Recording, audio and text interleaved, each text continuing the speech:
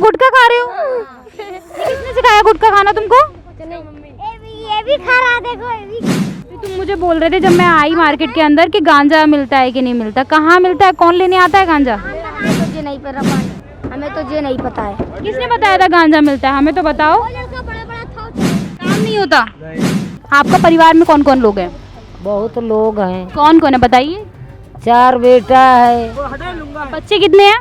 चारों बेटा 14 पोती पोता है। ये गर्मी में नहीं कर पाते हैं ना, वो ठंड होता तो बहुत थोड़ा बहुत कर लेता।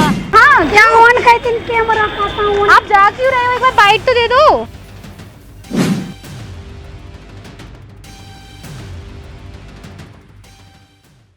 भगवान के नाम पर दे दे, अल्लाह के नाम पर दे दे, ये शब्द आपने कहीं ना कहीं ज़रूर सुने होंगे। मंदिर के बाहर, मस्जिद के बाहर, रेड लाइट पर, रेलवे स्टेशन पर, बस अड्डे पर या आपके गली मोहल्ले में क्यों मांगते हैं कुछ लोग भीख? कहाँ से आते हैं ये लोग? इसी मुद्दे पर हम आज बात करेंगे। नमस्कार, मैं हूँ आलोक और कड़वा सच में आपका स्वागत करता हूँ।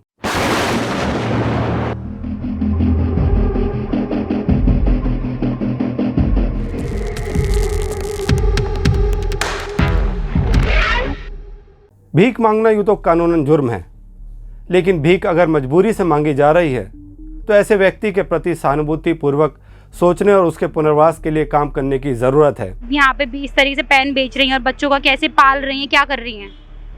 मजदूर इंसान है, नहीं चल रहा है महंगाई में, तो बच्चों को पेट पालने के लिए काम कर रहे हैं। तो हो जाता है इससे गुजारा बच्चों का? नहीं होता है, फिर भी क्या करें, अपना थोड़ा बहुत तो गुजारा कर ही लेते हैं। तो परिवार में कौन कौन है आपके? परिवार में हमारा बस बच्चे हैं 4, हमारा आदमी है बस। तो इसके अलावा भी आप कुछ करते हो या फिर पेन ही मांग? नहीं, हमारे आदमी जो हैं मजदूरी भी कर लेते हैं। महंगाई इतनी है तो गुजारा नहीं हो रहा, तो पेन बेचने निकल रहे। घर कहाँ है आपका? घर झुग्गी में रहते हैं। झुग्गी में रहते हैं आप? तो मतलब जैसे आपकी, मैं जैसे आपको देख रही हूँ, सही सलामत है, सुरक्षित है, तो मतलब कोई काम ढूंढने की कोशिश आपने की? नहीं, झुग्गी में है ना, पूरा वो मांगते, क्या बोलते हैं, डॉक्यूमेंट्स मांगते हैं सारे, कार्ड वगैरह मांगते नहीं है हमारे पास। तो बनवाने की कोशिश नहीं की? नहीं होता है ना, अनपढ़ की कौन सुनता। अच्छा, सरकार की तरफ से कोई मदद आपके लिए? कोई नहीं, कोई मदद नहीं। आपकी झुग्गी कहाँ पर है? झुग्गी है सोम बाजार के पास, उसमें भी किराया देते हैं। कितना किराया जाता है?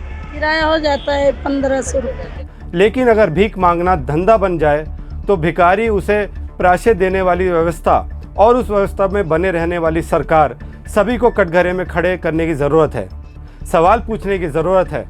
नाम क्या है आपका? हेमराज। हाँ? हेमराज। अच्छा, कब से आपको तकलीफ है ये? 5 साल पहले क्या करते थे? मशीन चलाओ। अच्छा, उसके बाद आप ऐसी मतलब भीख मांग रहे हो? मिल जाती है आपको भीख? हाँ, थोड़ा बहुत। और सिग्नल पे कब से भीख मांग रहे हो? हाँ? सिग्नल पर कब से भीख मांग रहे हो? 12 को मैं। अच्छा, 12। अब आप भी मुझे बताओ, मेरे को आप तो इतने तेज लग रहे हो कि आप तो काम ढूंढ सकते हो, आप काम क्यों नहीं ढूंढ रहे हो? ढूंढते हैं ना काम तो। नहीं, आपने बोला आपके पास अभी इतना महंगा फोन है, आपने खरीदा सेकंड हैंड, है ना? हाँ। उसके लिए भी तो कुछ ना कुछ किया होगा, फिर भीख मांग के इकट्ठे किए थे पैसे? नहीं, उसके लिए गांव में मेहनत की थी ना, 15 दिन मेहनत की थी। 15 दिन मेहनत की थी, तो जिंदगी भर मेहनत नहीं कर सकते? नहीं, इतना नहीं होता ना मेरे से भी। काम नहीं होता? नहीं, हम काम कर रहे हैं, हमको तो दिक्कत होती नहीं है। वो अब आप यहाँ तो इतना पैसे मिलता है, तो वो 500 से। आपको क्या पता क्या पैसा मिल रहा है? आप भी 500 रुपए मिलता है ना इधर। तो आप भी काम करो ना, क्या दिक्कत? लगाते हैं ना हमको इधर काम पे। क्यों नहीं? आप ढूंढा काम? तो आप लगवा लो ना काम। आपने काम ढूंढा? बहन जी, मैं क्या बोल रहा हूँ, आप लगवा दो मेरे को काम पे, मैं लग जाऊंगा काम। पहले, इससे पहले ये बताओ, आपने काम ढूंढा या नहीं? काम तो लेबर चौक पे रोज जाता हूँ, रोज नहीं मिलता हमको काम। अभी कितना टाइम हो गया? अच्छा, आपने अभी मुझे ये बोला कि काम करने का मन होता है, होता नहीं हमसे इतना काम। मेरी बात सुनो, मैं काम करने के लिए मना नहीं कर रहा हूँ ना, काम कर लूंगा। आपके पास हो तो आप लगा लो काम पे। आत्मनिर्भर Bharat, Beti Bachao Beti Padhao, local to vocal, ये सरकार के जरिए देश के तरक्की के गई तमाम योजनाएं हैं। देश की गरीबी पर अभी भी मौन व्रत साधे हुए है, और उससे ज़्यादा एक तबका जिसको तो सरकार देखकर मुंह ही फेर लेती है। हम बात कर रहे हैं भिखारियों की। जब भी आप भिखारियों का नाम सुनते हैं तो आप सोचते होंगे ये पैसा मांगकर या खाना मांगकर अपना गुजारा करते हैं, लेकिन भिखारियों में ऐसे कई पहलू हैं जिसके बारे में आपको जानकारी नहीं होगी। भारत के अंदर बच्चे भीख मांगने वाले बच्चों की संख्या इतनी ज़्यादा क्यों है? तब बताओ आपका घर कहाँ पर है? सोम बाजार। सोम बाजार में घर है। तो ये मतलब परिवार में कौन कौन है? पापा नहीं है, मैं हूँ, मम्मी है, 3 बहन भाई है, मम्मी। गुलाब से हो जाता है पे मतलब परिवार का गुजारा गुलाब से हो जाता है, गुलाब बेचकर? हाँ, थोड़ा बहुत तो हो ही जाता है। कितना कमा लेते हो आप महीने में? 200-300 रुपये डेली कमा लेते हैं। 200-300 रुपये डेली कमा लेते हो आप लोग? उससे गुजारा हो जाता है? और भी कुछ करते हो गुलाब के अलावा, बेचने के अलावा, या फिर गुलाब ही बेचते हो? गुलाब ही बेचते हैं।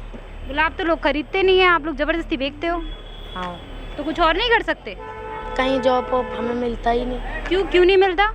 नहीं मिलता है। कभी गए हो मांगने? कहाँ गए हो? यहाँ नोएडा में भी ढूंढे, नहीं मिला। तो जब गए थे मांगने तो उन्होंने क्या कहा, मिला क्यों नहीं? बोले पढ़े लिखे नहीं हो इसीलिए नहीं। तो ऐसी जगह काम करो ना जहाँ पढ़ाई की इतनी ज़्यादा ज़रूरत ना पड़े। कहीं गए हो? और जैसे कुकिंग, चौका चूल्हा वाला जो काम होता है, जो नौकरानी वगैरह ढूंढते, वहाँ गए हो कभी? बड़े बड़े लोग नहीं रखते हैं। तुम बड़े बड़े लोग नहीं रखते हैं? क्या भीख मंगवाने के लिए बच्चों की तस्करी की जा रही है? क्या सब भिखारी अपनी मर्जी से भीख मांगते हैं? क्या देश में बड़ी मात्रा में भिखारी माफिया सक्रिय है? और बड़े शहरों में रेड लाइट पर जो भिखारी होते हैं वो हर रेड लाइट पर अलग अलग कैसे बैठते हैं? इसको तय कौन करता है? और क्या सच में देश का भिखारी लाचार है? सरकार इसके लिए क्या कदम उठा रही है? ये सवाल बड़े हैं जो देश की समस्या से भी अहम है, लेकिन ना इस समस्या पर ना आप लोग कभी ध्यान देते हैं और ना ही सरकार इस मामले पर कोई ध्यान देती है। हम आपको अपने इन सभी सवालों के जवाब के साथ इस तबके की असली सच्चाई तक पहुंचाने की कोशिश करेंगे। सबसे पहले मैं आपको कुछ बड़े शहरों का डेटा देता हूं, कितने भिखारी किस शहर में एक्टिव हैं।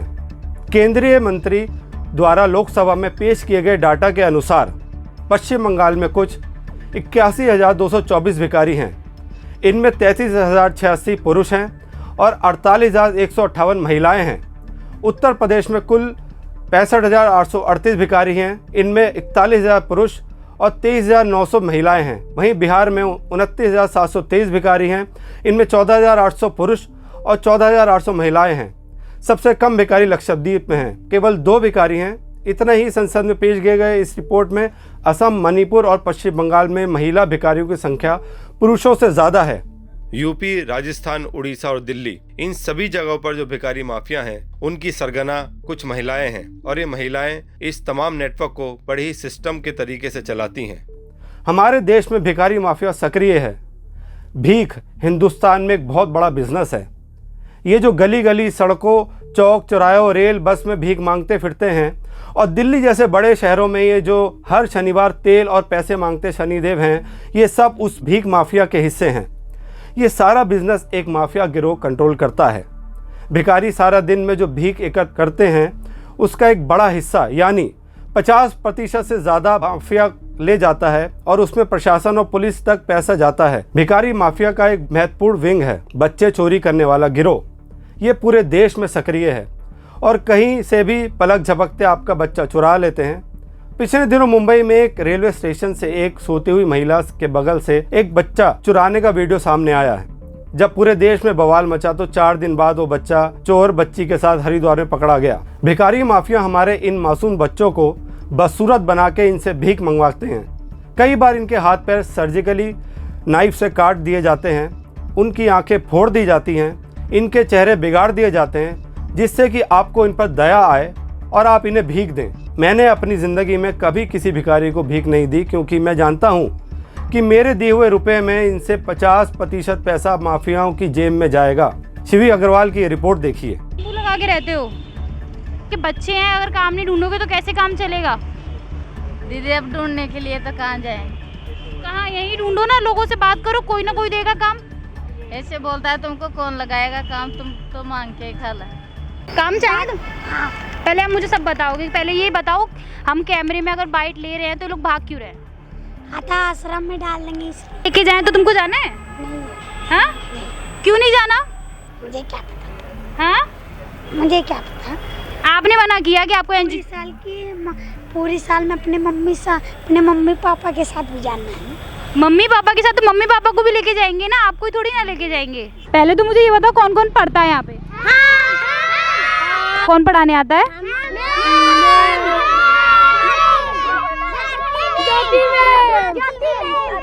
मम्मी क्या करती है? फेरी करती।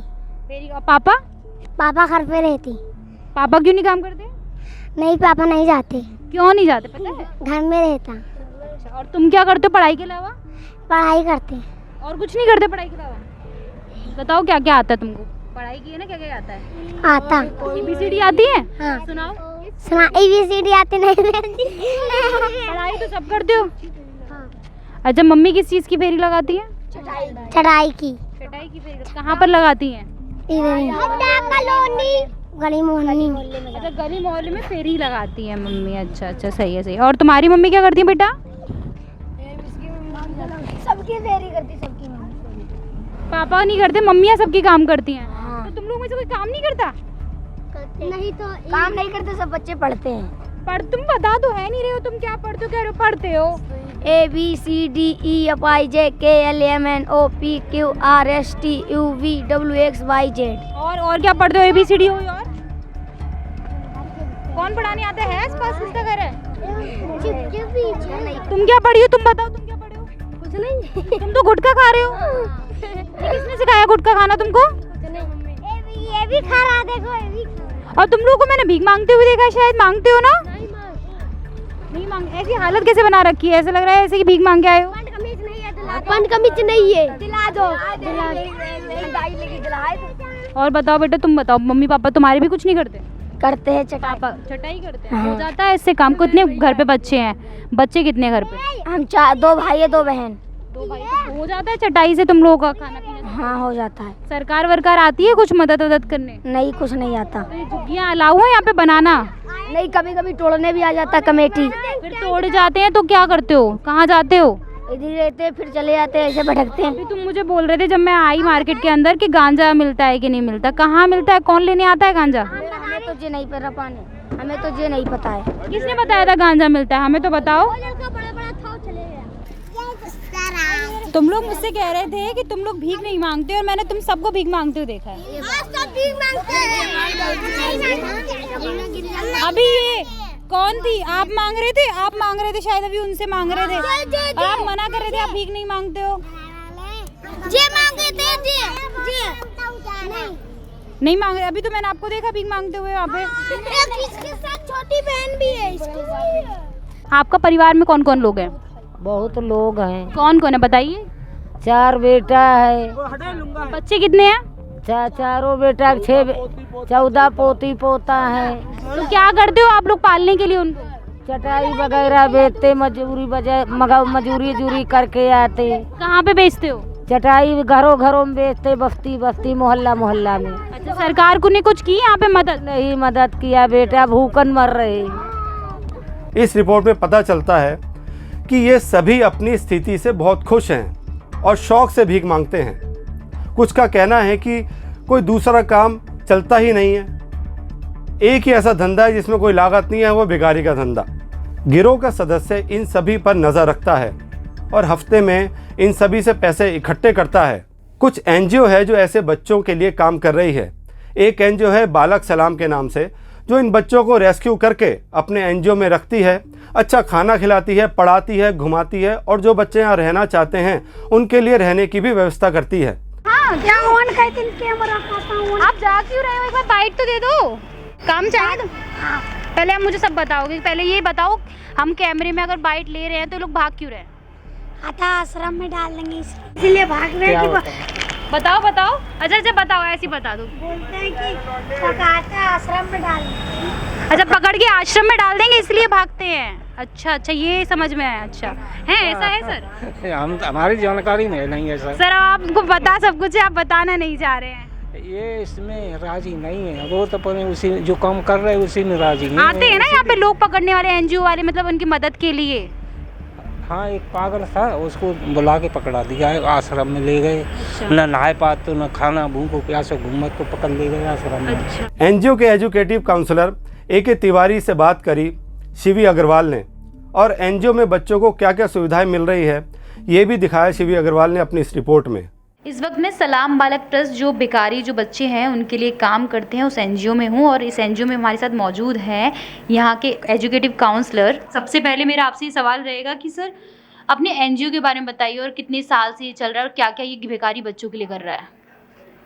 सलाम बालक ट्रस्ट 88 में शुरू हुआ था। मीरा नायर की फिल्म सलाम बॉम्बे आई थी और उस फिल्म में स्ट्रीट पे रहने वाले बच्चों की लाइफ के बारे में दिखाया गया है कि किस तरह का स्ट्रगल करते हैं। उससे पहले हमारे सोसाइटी में इस तरह के बच्चे होते हैं उसके बारे में कोई जानकारी नहीं थी और उनकी लाइफ कैसी होती है, लेकिन उस फिल्म ने दिखाया। और मीरा नायर की फिल्म के बाद उनकी मदर मिसेज प्रवीण नायर और मिस्टर संजय राय ने मिल करके ऐसे बच्चों के लिए जो इस सड़क पे रहते हैं किस तरह का जीवन गुजारते हैं उनके लिए काम करना शुरू किया। लगभग अभी 33 ईयर से काम कर रहे हैं। हमारे कुल मिला के दिल्ली एनसीआर में 7 होम्स हैं, चिल्ड्रन होम्स हैं, जिसमें 24 आवर बच्चे रह सकते हैं। और इसके अलावा 2 डिस्ट्रिक्ट चाइल्ड लाइन है और एक पुरानी दिल्ली स्टेशन पे चाइल्ड लाइन है। इनके माध्यम से लगभग हम 10,000 बच्चों को रीच करते हैं और उनको रिस्टोर बैक फैमिली करते हैं या रिहैबिलिटेट करते हैं। जैसे कि आपको पता है दिल्ली कैपिटल सिटी है, यहाँ पे बहुत बड़ी संख्या में देश के दूसरे पार्ट से बच्चे आते हैं लाइवलीहुड में और किसी तरह से कहीं कोई बेगिंग में इन्वॉल्व हो जाता है, कोई रैक पिकिंग में इन्वॉल्व हो जाता है, किसी ढाबे पे काम करने लगते हैं या किसी के घरों में काम करने लगते हैं। और बहुत सारे बच्चे ऐसे होते हैं जो स्ट्रीट पे रहते हैं और छोटे मोटे गलत कामों में इन्वॉल्व हो जाते हैं, धीरे धीरे नशा करना शुरू करते हैं। तो पहले उनका ऑब्जेक्टिव होता है कि हम एक अच्छी लाइफ जिए, लेकिन धीरे धीरे उनकी लाइफ ख़राब होती जाती है। तो ऐसे बच्चों के लिए सलाम बालक ट्रस्ट काम करती है। सर आपको क्या लगता है बच्चे मतलब भीख क्यों मांग रहे हैं? 2 हाथ होते 2 पैर होते हैं, आपने इसके पीछे कारण नहीं बताया, लेकिन फिर भी उसके बाद आप रेस्क्यू करके ले आते हैं, उसके बाद चले, इसके पीछे का क्या कारण है कि वो वहीं वापस क्यों जाते हैं? चूँकि कई तरह की ग्रुप है जो बेगिंग में कि इस तरह से है कि कुछ कई पुश्तों से उनका मेन पेशा है बेगिंग ही। वो उसको गलत नहीं समझते, कहते हैं हमारा तो हमेशा से यही काम रहा है, हमारी हर एक पुश्तों ने यही काम किया, हम भी यही काम कर रहे हैं। दूसरा कैटेगरी वो कि इजी मनी, बिना मेहनत किए कम मेहनत में दिन भर में बहुत सारे पैसे कमा लेना। उसके लिए क्या करते हैं कि ख़ास तौर से छोटे बच्चों को यूज करते हैं। कोई करतब दिखाते हैं, पेन बेचते हैं या ऐसे कुछ मांगते हैं, या बहुत छोटे बच्चों को जिनके की घाव दिखा करके लोगों को कि मेडिसिन हमको दिलवाना है इसलिए हम पैसा मांग रहे हैं, हमारे पास नहीं है। बहुत सारे रीजन हैं और जिसमें एक अच्छा इनकम हो जाता है। आपका नाम क्या है? मानी। और आपका? नवीन। सलमान। अच्छा मुझे ये बताओ आप कब आए थे यहाँ पे? आप यहाँ पे कब आए थे? मैं 1 साल बाद। सर पहले। आप बताओ आप कब आए थे? 2 साल होने वाले हैं अब। कैसे आए थे यहाँ पे? क्या क्या हुआ था? दोस्त लेके आया था मेरा। दोस्त लेके? कौन दोस्त है? अच्छा आप कैसे लेके आए थे? आप पहले ये बताओ आप कब आए थे यहाँ? 2 साल होने वाले। कैसे आए थे? कैसे लेके आया गया थे यहाँ? मुझे सनिया ने बताया था। सनी। तो आप क्या करते थे जब यहाँ पे आने से पहले? हम ऐसे ही घूमते थे। घूमते थे ऐसे ही? मम्मी पापा क्या करते हैं आपके? मेरे पापा बैटरी चलाते हैं, मेरी मम्मी बैठी रहती है, गुब्बारे बेचते थे। गुब्बारे बेचते हैं? तो मतलब घर है? कहाँ पे रहते हो? पहले आप घर ले लिया लक्ष्मी नगर। पहले कब कहाँ रहते थे? बीच में तो हम गाँव गए थे। तो आपको कौन लेके आया यहाँ पे? आपके दोस्त कहाँ है जिसने बताया आपको? वो अब आते नहीं है। और आप क्या करते थे पहले यहाँ पे, इससे पहले बेटा एनजीओ में आने से पहले? मैं पहले गुब्बारे बेचता था पहले, मगर मेरा गुब्बारे बेचते थे? कौन किसने कहा आपको गुब्बारे बेचने के लिए? खुद से बेचते थे? तो मम्मी पापा कहाँ है? पापा है, मम्मी है, कौन है? मम्मी है, पापा नहीं है। मम्मी है, मम्मी ने कहा था गुब्बारे के लिए? नहीं। तो उससे क्या होता है गुब्बारा बेचने से? मैंने बेचा था थोड़ा। पैसे नहीं थे इसलिए? हाँ। अच्छा। मम्मी क्या करती है? मम्मी चौका बर्तन का काम करती थी, पहले नहीं करती थी, अब करती है। अच्छा मम्मी चौका बर्तन का काम करती है। और आप बताओ आपकी मम्मी क्या करती है? चौका बर्तन का। अच्छा और आप यहाँ पे पढ़ने आते हो? क्या क्या पढ़ा है आपने अभी यहाँ पे? अभी ABCD गिनती पढ़े। तो मजा आता है यहाँ पे आपको? हाँ। अच्छा तुम आप बताइए कि किस किस तरह के बच्चे यहाँ मतलब आते हैं? यहाँ पे ऐसे कुछ तो बच्चे ऐसे थे जो नशा करते थे, सलोचन पीते, भीख मांगते थे, उनको वहाँ से लेकर आना, यहाँ बिठाना बहुत मुश्किल होता था। पर जो ज़्यादा बच्चे होते थे जो जानते थे वो आ जाते थे, बिगर बताए बच्चे भी आते थे और उनको जाके लेकर भी आना पड़ता था। बच्चों को अलग से इनका कुछ काम, इनको अलग से इनको ये समझाना चाहिए, इनको एक मतलब बताना चाहिए कि इस तरीके से करना गलत है, और जिसकी इच्छा होगी वो लेगा, नहीं होगी तो नहीं लेगा, और इनके लिए अलग से कोई काम करे, फालतू में मांगते रहते हैं, उसका तो कोई मतलब ही नहीं है ना। सरकार के जरिए जो कुछ उठाए हुए कदम है मैं आपके सामने रखता हूँ। शहर को भीख मुक्त कराने के लिए सरकार ने भिखारियों को 25-25 के 2 बैचों में प्रशिक्षण दिया है ताकि वो एक नई शुरुआत कर सकें। उन्हें दीवारों को पेंट करने और कई अकुशल कार्यों में प्रशिक्षित किया जा रहा है ताकि वे इन कामों के जरिए नौकरी पा सकें और अपने पांव पर खड़े हो सकें। 3 महीने का पुनर्वास कार्यक्रम भी चलाया जा रहा है। सरकार उन्हें नौकरी खोजने में भी मदद कर रही है। हाल के एक सर्वेक्षण में पहचाने गए 20,700 भिखारियों में से 11 जिलों में 53% पुरुष, 40% महिलाएं और 1% ट्रांसजेंडर थे। भिखारियों की सबसे अधिक संख्या पूर्वी दिल्ली में है। ये था भिखारी माफिया का कड़वा सच। अगले एपिसोड में एक और सच आपके आगे रखेंगे और ज़्यादा खबरों के लिए देखते रहिए वी नेशन न्यूज़। नमस्कार।